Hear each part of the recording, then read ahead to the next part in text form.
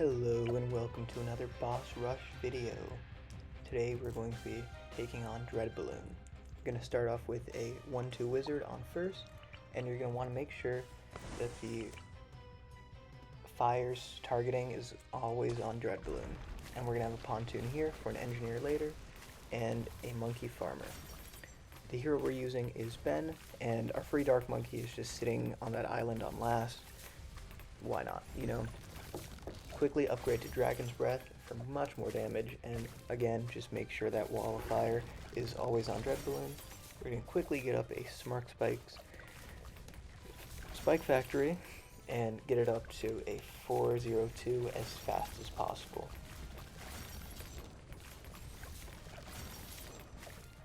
And of course, as we keep going, everything that we can target, we will be targeting on Dreadbloon, at least for now.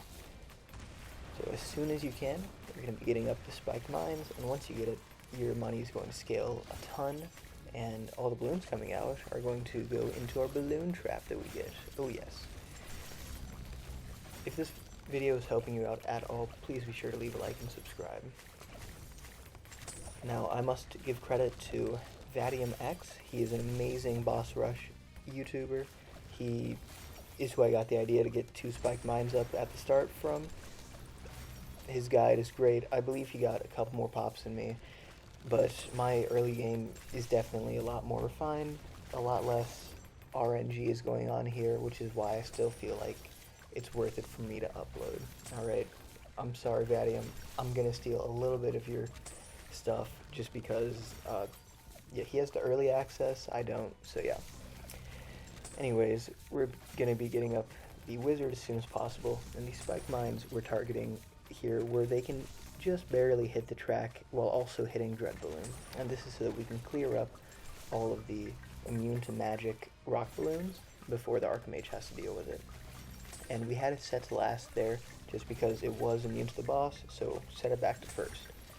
Up next we're going to get clinging foam with oversized nails, make it an overclock, and make sure to target it in the balloon traps range and get down Ben.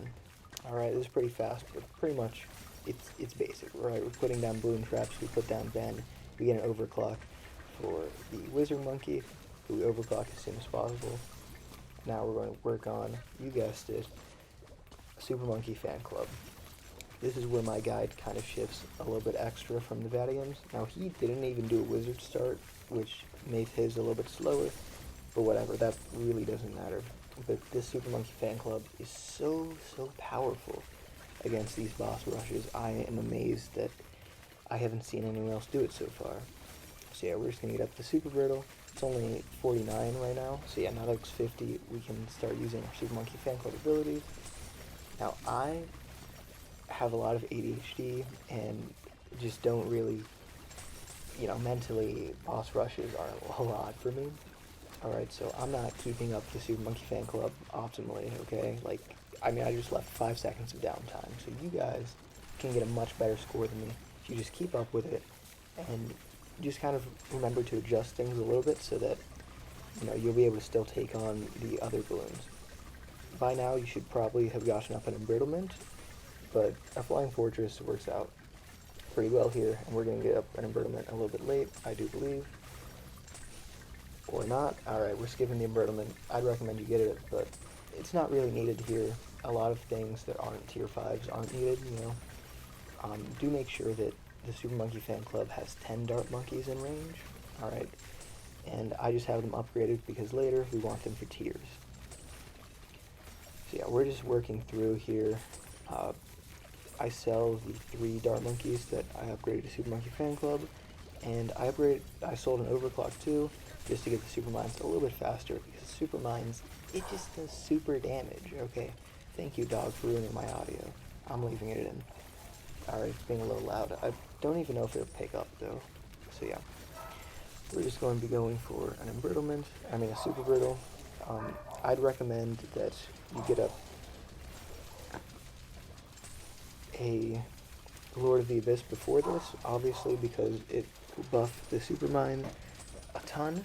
Let me close my door real quick. And so yeah, now we're just working on a Plasma Monkey Fan Club. I mean, just Super Monkey Fan Club spam.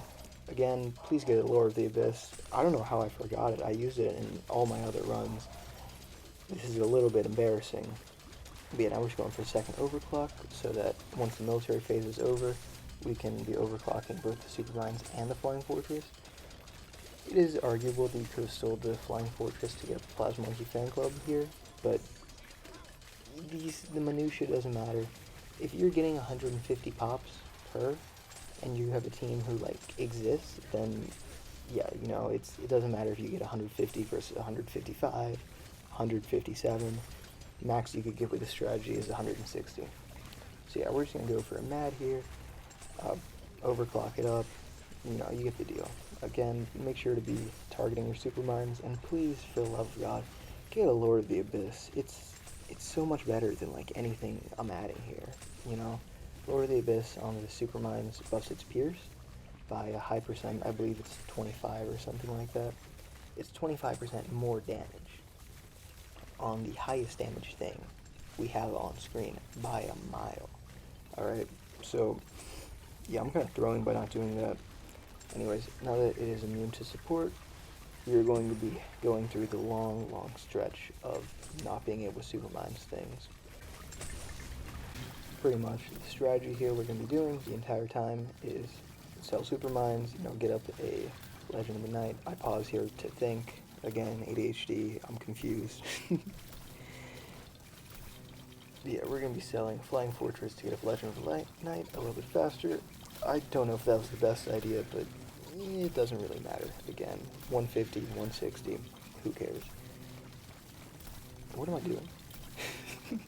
Alright, I'm going to speed this part up a little bit because pretty much all you need to know is I get a 4th overclock just for fun, and we're going to be using the Legend of the Night, the Mad, and Super Mine as much as we can in order to pop down the primary immunity phase, and moving both the targeting of the Mad and the Legend of the Knight's position so that it can keep on moving with it.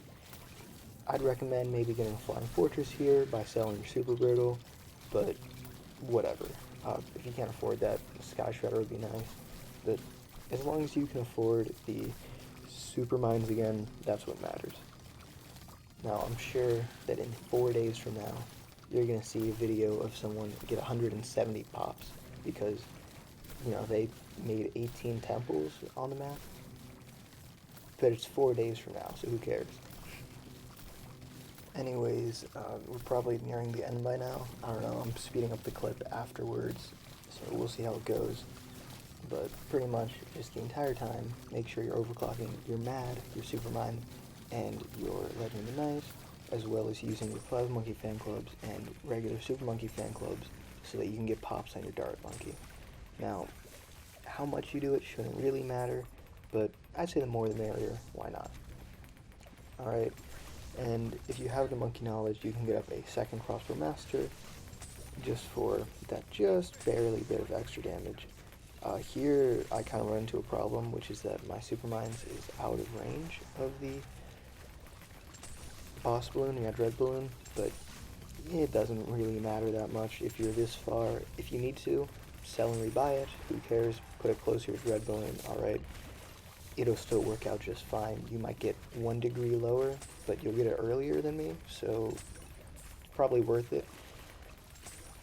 Anyways, now that we are most of the way through 129, we are going to get Super Brittle for absolutely no reason and start selling everything. So I just sold the Pontoon here, but you can just sell the Big Trap if you want, sell the Mad, sell everything except for Legend of the Night, and obviously your Dart Monkeys. You need those for Paragon degrees. Don't sell your Dart Monkeys. And yeah, now we have Legend of the Night and a Dart Monkey Paragon. Alright, from here on out, I've sped up the footage to, like, I believe it's 3 times speed, just because there's not a lot to do here. Up next, I'd recommend you get up Super Mines, but you can really do anything, and it's not going to help or hurt you too much. Just try to not die, which is why I'd recommend the Super Mines. If you place down Super Mines instead of the Mad, then you have a guaranteed not dying until at least round 150. So get the super mines. I don't know what I was thinking. It's fine though. Legend of the Knight's portal will be able to carry you just a little bit, which is very helpful. And also, my life counter says infinity right now. Who cares? Come on. We have unlimited lives. No, but I do think that not buying super mines early was a really bad mistake, and it's why I'm going to end up dying here. So yeah, we still do end up getting 151. 151. Okay. Sorry, I thought it was 152. But yeah, that would be all for this video. If it helped you, be sure to leave a like and subscribe. Let me know if my rambling is bothering you at all, because I can ramble less in future videos. I just feel like talking and uploading fast, so that's why I'm doing it. Have a great day.